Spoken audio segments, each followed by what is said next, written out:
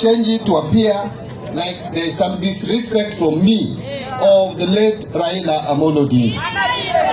The respect I had for Raila Odinga, and which I have no reason to withdraw even in death, everybody knows.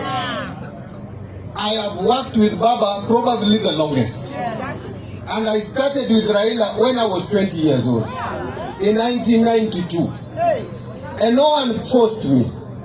I served Raila diligently, and that is why he chose to reward me.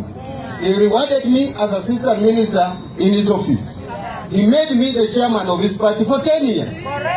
He made me minority leader 5 years. He also made me a minister. If it were not for Raila Odinga, today I would not be a minister. And I will tell you, even the chairman of Public Accounts Committee, it is him. So, the respect between me and Baba is well documented. It is known, and we respected each other, and I still respect him even in death.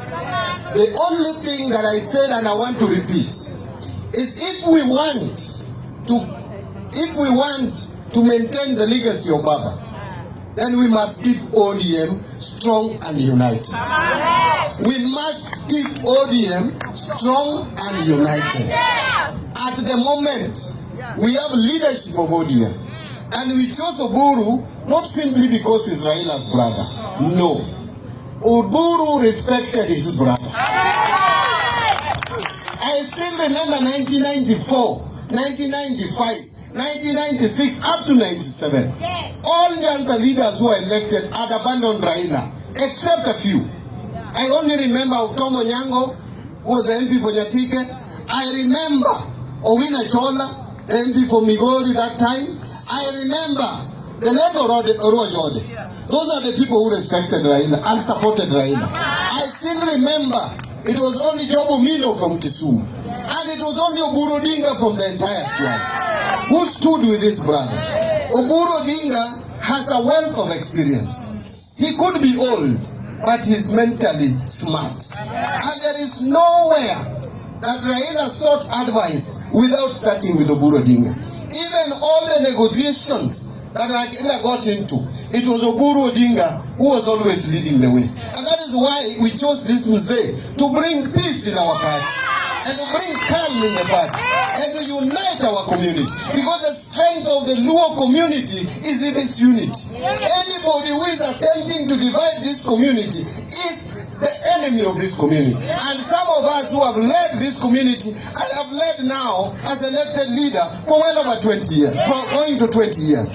We are not going to allow anyone to divide our community in a way that we are going to lose our voice in the national debate. And that is something we are not ready for. And therefore, we will support Oburu, we will support Gladys Wanga. If you are showing in the Luo culture and customs, there is not even the terminology of an uncle. They are all our fathers. If you don't have respect for your father, please respect your father.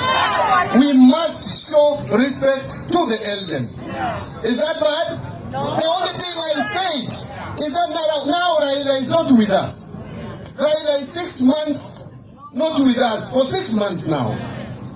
He has not been with us for 6 months. Dropping his name is not going to help us. It's not going to move us.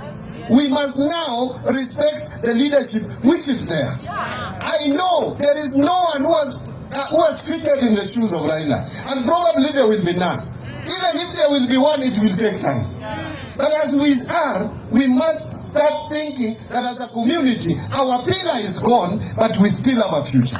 We must still soldier forward. Sawa sawa. Yesterday niliona watu wengine they are trying to advise me how to be a minister for finance.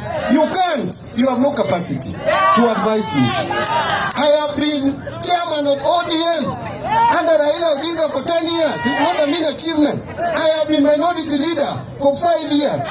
It's not a mean achievement. I am now minister for 2 years.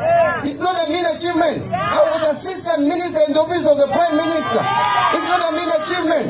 You can't come from nowhere to start advising me. First seek an elective position, be elected, and then people will start also nurturing you as a leader going forward. But we are not going to tolerate petty and small and juvenile politics. I am not ready for that. I will not succumb to that. I have to talk to our people. We are also ready to lead. This country is not for a few people. I am ready to lead. Who tells you I cannot lead? I am ready to lead this country, even going forward as the president, not just as any other person. And therefore you cannot advise me.